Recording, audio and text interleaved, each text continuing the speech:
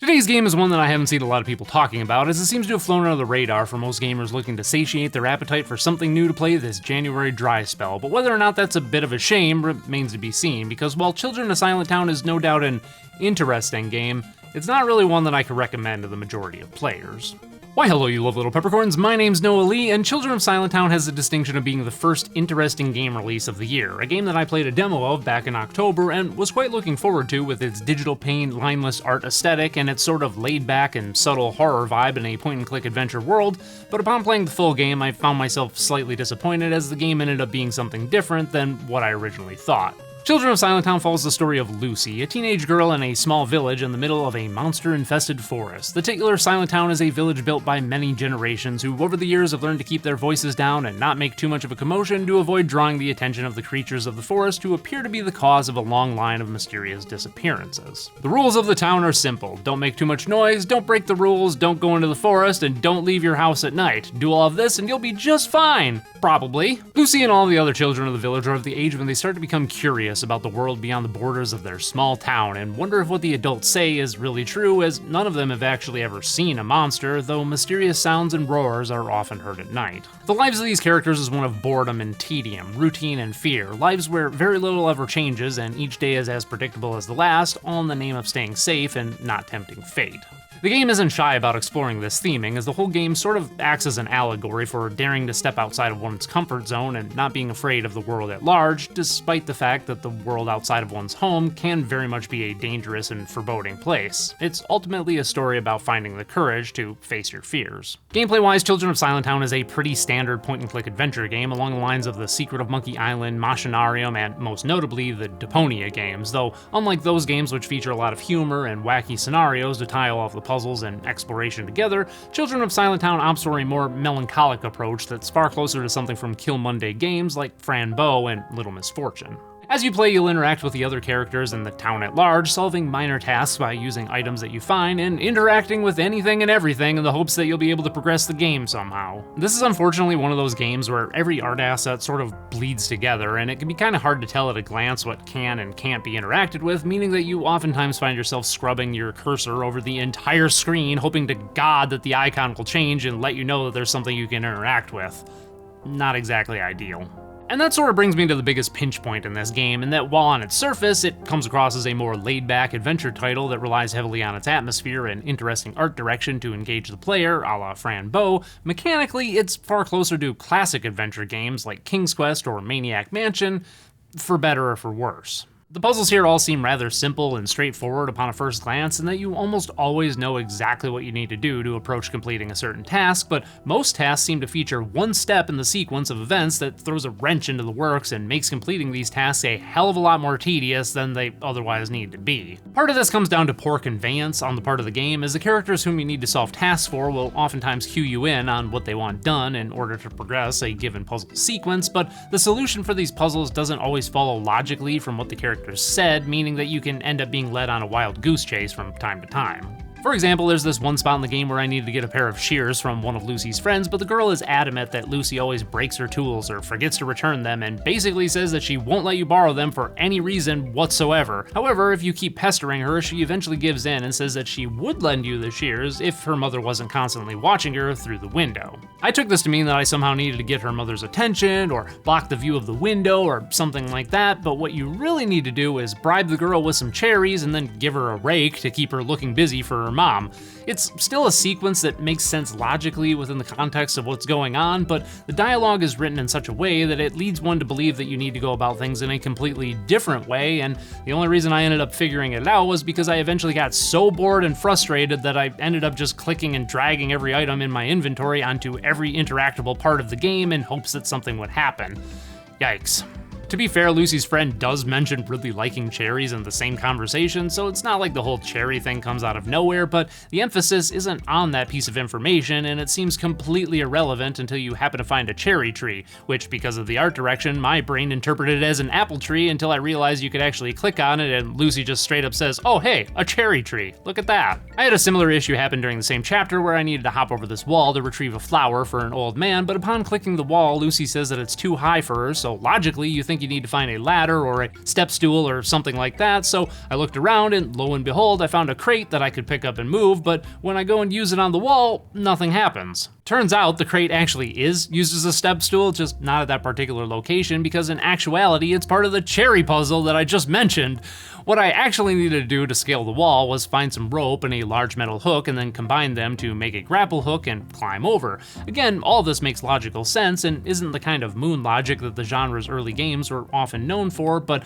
the way these puzzles are presented and the way the character's dialogue is written can lead the player to believe that they need to do one thing when they actually need to ignore the straightforward method to solving a puzzle and seek out a more convoluted solution instead. This isn't that much of a problem, and it certainly isn't game-breaking, and I imagine that veteran point-and-click adventure game enthusiasts and fans of games like Deponia and the LucasArts games will find it to be pretty much par for the course, but the average gamer, and even someone like me who has quite a bit of experience with the genre, might be thrown for a loop from time to time. However, it isn't just a typical point-and-click adventure stuff that Children of Silentown has to offer, as there are a couple of other mechanics that spice things up a bit. The first of these are songs, which you unlock slowly throughout the course of the game by collecting notes scattered all over the game world. Lucy can sing these songs to manipulate the world around her to a certain extent, such as jogging someone's memory, witnessing an event that took place in the past in certain locations, or revealing a secret that would otherwise be hidden. Each of these songs takes you to a mini-game that's one of 3 puzzles, which, upon their completion, will reveal the conclusion to whatever event they activated and allow you to continue on with your pointing and your clicking and all that jazz. And these puzzles can be a bit hit or miss. I quite liked the puzzle where you need to maneuver a piece of thread through buttons and into the center tile, as I felt that they were an interesting little mechanic that I hadn't really seen before, but the puzzle where you need to rotate tiles using gears and a watch-like mechanism to link together paths from the starting tile to multiple ending tiles was a bit too tedious for my taste and required a lot of trial and error, even on my second playthrough, while the puzzles that require you to click on eye icons to light up all the tiles I found to be way too easy for how late in the game they're introduced. Each of these puzzles do have a twist added to them later in the game to help keep them fresh, but my opinions of the 3 of them never really changed. This one's still fun, this one's even more tedious, and this one's still too easy. Another thing that was a little disappointing for me was the fact that about 2/3 of the game takes place within the very cramped walls of Silentown, with each chapter only having minor differences in layout, character locations, and events. This combined with the abstruseness of some of the puzzles that practically force you to wander around and revisit each area over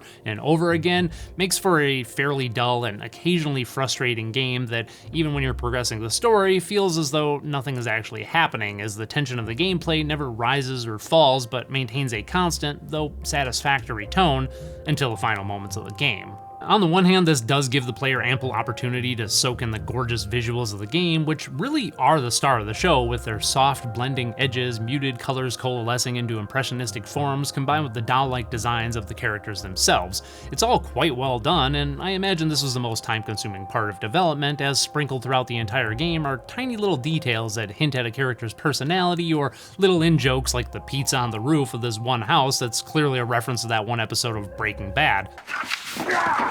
Things that in most games would go unnoticed by the majority of players, but because of how much the game makes you retread old ground, sort of stick out to you and remind you of just what a visually stunning game this actually is. But on the other hand, this can lead to a lot of tedium. Like I said, about 2/3 of the game takes place within the cramped walls of Silentown, and considering that my first playthrough took me roughly 10 hours to complete, I mean, do the math. That's a lot of time running around the same areas, clicking on the same items, talking to the same people, and listening to the same droning background music. And that's a bit of a shame, because after playing the demo, I was expecting a much more fleshed out horror mystery game, but only ended up getting a bog standard point and click adventure game instead. Part of that disappointment, I think, stems from the fact that this isn't actually a horror game, nor do the developers claim it to be such. However, that demo I keep referencing, which is more or less the opening prologue of the game, really gives one that impression, so much so that the players of the game on Steam labeled it as such, but in reality the game is more of a dark fairy tale with some creepy atmosphere sprinkled in for good measure, the kind of unnerving atmosphere you'd find in a Lemony Snicket or Roald Dahl book than something in the horror genre. And that's fine, I'm not knocking the game for not being a horror game, just explaining why I and several other people were somewhat disappointed by it, and that, combined with the rather rote gameplay, caused me to pretty much write this game off as mostly forgettable for the majority of my first playthrough. However, the final act of the game sort of changed everything for me. Without spoiling too much, eventually you do leave Silentown and enter the forest, and what a magical moment that is. Suddenly, the world opens up and you're able to explore much more. The puzzles, which were once basic and dull and required solving minor issues using everyday items for the characters around the town, were now much more sprawling, more mysterious, and saw you interacting with strange plant and animal life, ancient ruins of unknown origin, and level design that wasn't nearly as dull as the titular village. During these moments, the color palette also shifts from drab and muted earthen tones to a vibrant sea of pastels and oversaturation, and the music became much more atmospheric and intriguing to contrast the same tired tones I had heard for the previous 7 or so hours. And in this moment, everything sort of clicked for me and recontextualized the boring moments I had slogged through up until this point, as I realized what a necessary design choice it was to put the player in the same state of boredom and frustration that Lucy is in, to really drive home how bland life within this little village had become, and then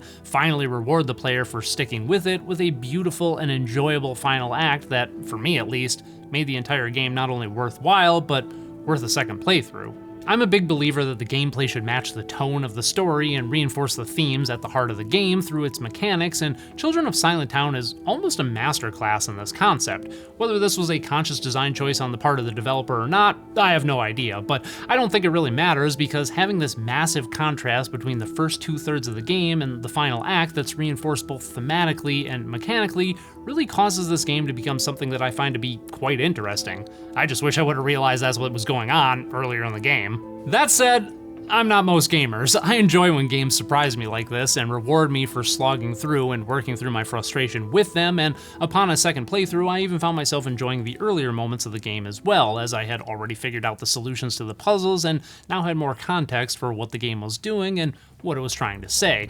But I also know that this isn't the kind of game that's going to appeal to most people, because at the end of the day, it's just not very fun overall. Engaging is all hell, but not really all that fun. It's pretty repetitive, bland in some spots, and occasionally becomes whimsical and throws some interesting puzzles at you, so my recommendation basically comes down to whether or not you're able to take a game as a whole and appreciate the artistry of what it's trying to do. But if you're just looking for a good time, I'd probably avoid this one if I were you. Children of Silentown. Play it, or don't. Okay, bye!